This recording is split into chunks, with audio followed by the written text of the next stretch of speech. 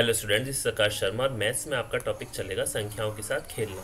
हम इसके बारे में पिछली कक्षा में अच्छे से पढ़ चुके थे कि संख्याओं के साथ आप कैसे खेलेंगे, आप कैसे विभाज्यता की जांच करेंगे। अब देखते हैं कि हमने पहले कैसे किया था। हमने किया था कि हम संख्याओं को कैसे पलट सकते हैं, कैसे पलट के हम उनको रिवर्स करके कैसे उनके साथ भाग करके शून्य ला सकते हैं, उनकी किस प्रकार क्वेश्चन को सॉल्व कर सकते हैं।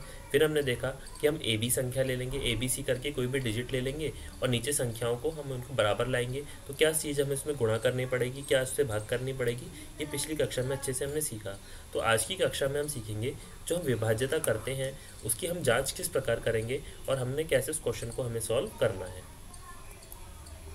देखिए, 10 से विभाज्यता की जांच किस प्रकार हम कर सकते हैं। अब देखिए, कक्षा 6 में आप यह पढ़ चुके हैं कि निम्नलिखित भाजकों में किस प्रकार विभाज्यता डिविजिबिलिटी की जांच की जा सकती है। तो 10, 5, 2, 3, 6, 4, 8, 9 और 11 आपको इनकी जांच करने के लिए आपको क्या करना पड़ेगा, सरल लगे होंगे, परंतु साथ ही आपने यह भी आश्चर्य किया होगा कि क्या किस प्रकार ये कार्य करते हैं।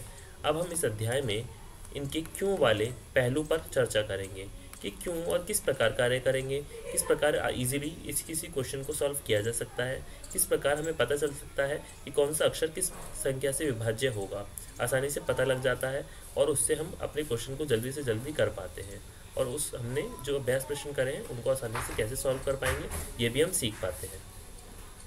अब देखिए, यह निश्चित ही सभी में से सबसे सरल है जांच है। हम पहले 10 के कुछ गुणज को देखते हैं, 10, 20, 30, 40, 50 और 60। इसके बाद 10 के कुछ अगुणकों नॉन मल्टीपल्स को देखिए, जिसमें 13, 27, 32, 48, 55 और 69। इन संख्याओं से हमें पता चलता है कि ऐसी संख्याएं जिनकी इकाई का अंक क्या है, 0 है, 10 के गुणज है, तथा वे संख्याएं जिनकी इकाई का अंक क्या है, 0 नहीं है, वो 10 के गुणज नहीं है। इससे हमें 10 द्वारा विभाज्यता की जांच एक नियम से प्राप्त होता है। तो हमें क्या पता चलता है, 13, 27 इन संख्याओं से पता चलता है कि संख्याएं 10 का इकाई का अंक क्या है, 0 है या 10 के गुणज है। तो वे संख्याएं इन संख्याओं का क्या है, अंक 0 नहीं है, कोई 10 के गुणज नहीं है। इससे हमें 10 द्वारा विभाज्यता के नियम की जांच का पता चलता है। निसंदेह बिना डाउटफुली हमें केवल जांच का नियम देकर ही नहीं रुका जाना चाहिए, हमें यह भी स्पष्ट करना चाहिए कि यह जांच का नियम किस प्रकार कार्य करता है।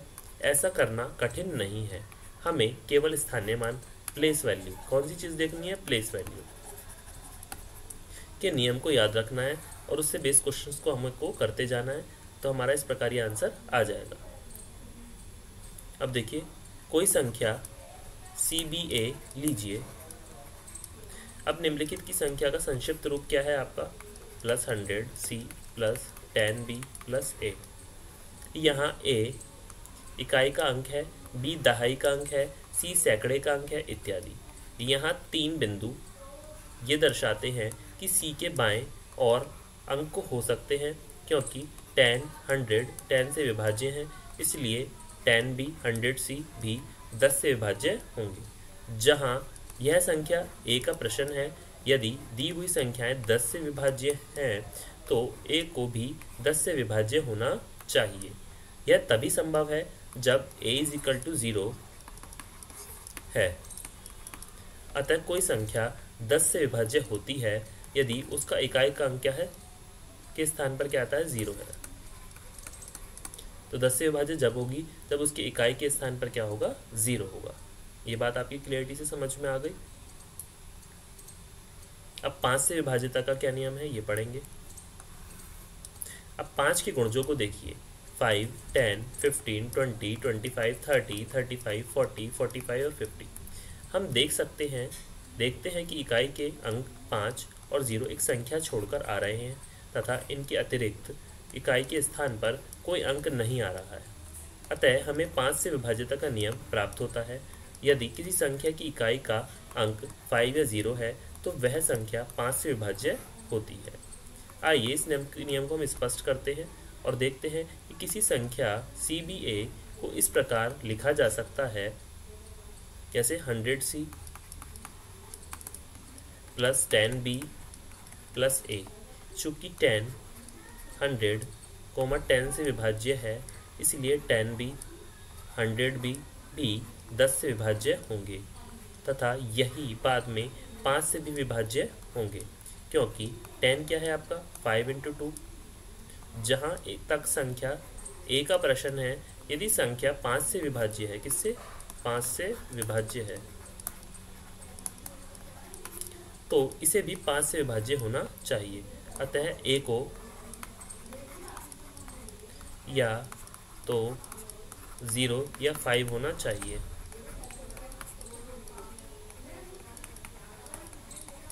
तो A को क्या होना चाहिए, या तो 0 होना चाहिए या 5 होना चाहिए। ये चीज़ हम इसमें कंफर्म करके चलेंगे। अब 2 से विभाज्यता का नियम हम पढ़ेंगे कि ये सभी क्या है, सम संख्याएं हैं। कौन कौन सी हैं, 2 4 6 8 10 12 14 16 18 20 और 22 तथा ये सभी विषम संख्याएं हैं, 1 3 5 7 9 11 13 15 17 19 और 21। हम देखते हैं कि प्राकृतिक सम संख्याएं होती हैं यदि इनकी संख्याओं का अंक हो, क्या हो, 2 4 6 8 या 0। एक संख्या विषम होती है यदि इसकी इकाई का अंक क्या हो, 1 3 5 7 या 9। तो विषम कब होती है, जब वो 1 3 5 7 हो, और सम कब होती हैं, जब वो 2 4 5 6 और 8 होंगी या 0 होगी। ये बात आपको समझ में आई अच्छे से। और सभी प्राकृतिक संख्याएं सम होती हैं और उनकी कोई अंक हो, तो ये हमारी विषम कौन सी होंगी, इस प्रकार।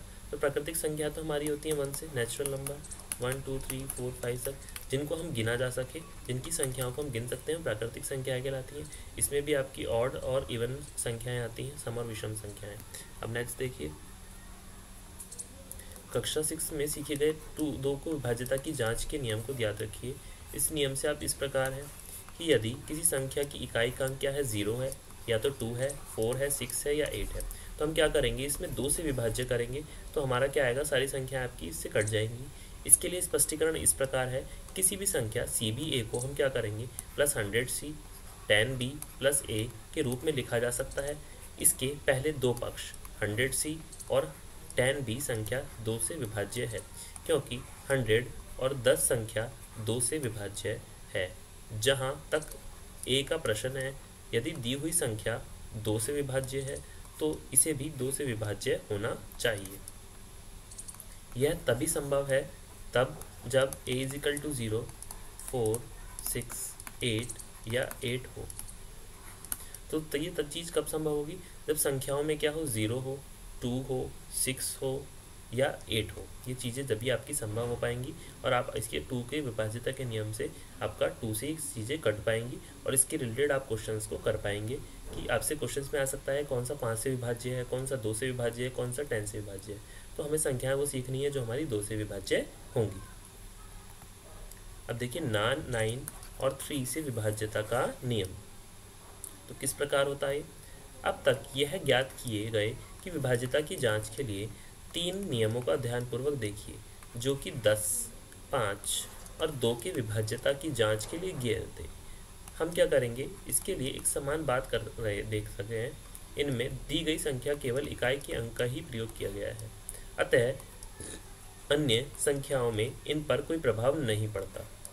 इस प्रकार विभाज्यता का निर्णय केवल इकाई के अंक से ही हो जाता है, जैसे 10, 5, 2 संख्या 10 के भाजक डिवीज़न है, जो हमारी स्थानीय मान पद्धति में से एक महत्वपूर्ण संख्या है। परंतु 9 से विभाज्यता की जांच के में ये नियम नहीं चलेंगे। इसमें क्या होगा, आइए कोई संख्या मान लीजिए हमारी क्या है, 3573 है। इसका प्रसारित रूप हम लिख सकते हैं 3 × 1000 प्लस 5 × 100 प्लस 7 × 10 प्लस 3। तो इनको हम चीज़ों को करेंगे विस्तारित रूप में, तो हमारा निकल कर आएगा 3573। ये बात आपकी यहाँ पे क्लियर होती है, ये स्पष्ट होती है बात कि आपका 375 को विस्तारित करेंगे तो यहाँ देखिए 1000 के × 3 में करेंगे 3000, 5 की 100 में करेंगे आपका आ जाएगा 500 और आप 7 की 10 में करेंगे 70 और प्लस 3, तो आपका पूरा ये संख्या इसी प्रकार से बन जाएगी।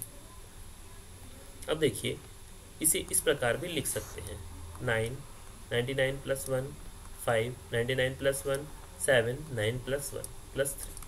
तो अब देखेंगे कि आप क्या लिख सकते हैं, 9 90 93 99 इंटू 5 9 इंटू 7 और 3 5 7 3। तो क्या आ गया आपका समीकरण नंबर आ गया आपका 1। ये आपको समझ में आ गई बात।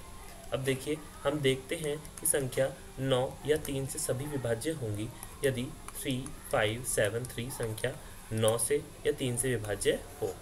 अब हम देखते हैं कि 3 5 7 3 क्या हो गया आपका 18 आ गया। संख्या 18 9 से विभाज्य है और 3 से भी विभाज्य है, अतः 3 5 7 3 संख्याओं 9 और 5 से दोनों से विभाज्य हैं।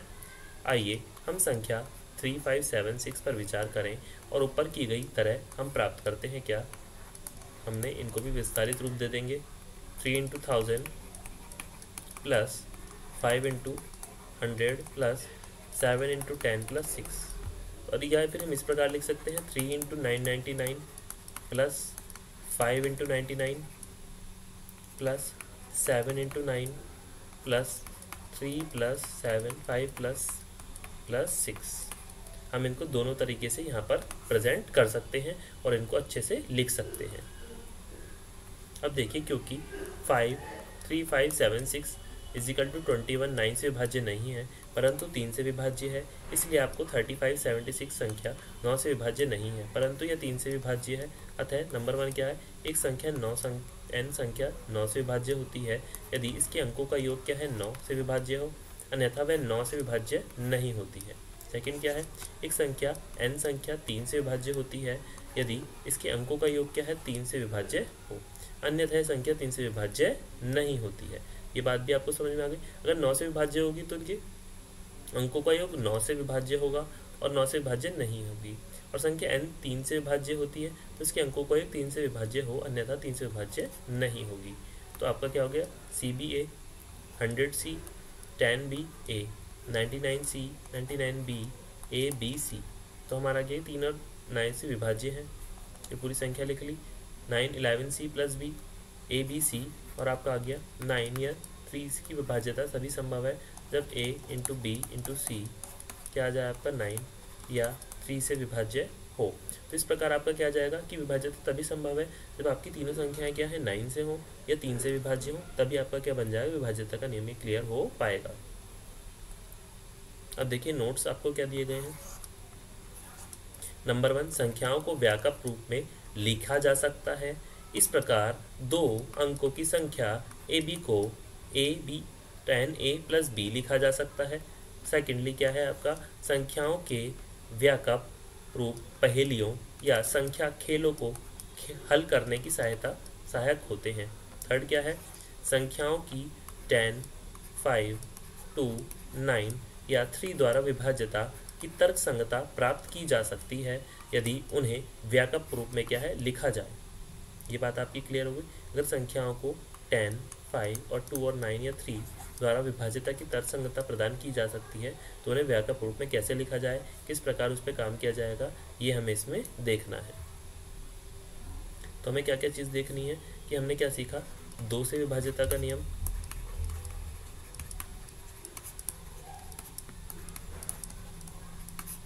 तीन से विभाज्यता का नियम,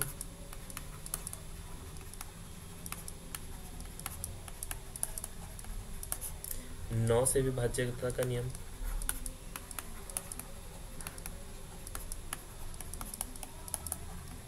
और 10 से विभाज्यता का नियम, और हमारा 5 से भी आएगा बीच में, 5 से विभाज्य का नियम। अब 2 से विभाज्य का क्या नियम है कि आपकी जो लास्ट वाली संख्या है वो सम होनी चाहिए और वो 2 से कटनी चाहिए पूरी, तो वो आपका 2 से विभाज्यता बन जाएगी। 3 से विभाज्यता का क्या है, जितनी भी संख्याएं आपकी लिखी गई हैं उन संख्याओं को, जैसे मैंने लिखा 5 3 2 9, अब इनको टोटल करेंगे तो 3 से डिवाइड होनी चाहिए तब ये 3 से विभाज्य हैं। ऐसी 9 से है, 5 में क्या है, या तो एंड में 5 हो या 0 हो तभी ये 5 से विभाज्य हो पाएंगी। और 5 से आपका 10 से क्या है कि आपका 0 होना चाहिए, तभी ये 10 से विभाज्य हो पाएंगी पूरी। इस प्रकार हमने सीखा संख्याओं की विभाज्यता क्या होती है, उसकी किस प्रकार नियमों की सहायता से हम क्वेश्चंस को कर सकते हैं। आगे का हम नेक्स्ट क्लास में सीखते हैं। आज के लिए थैंक यू।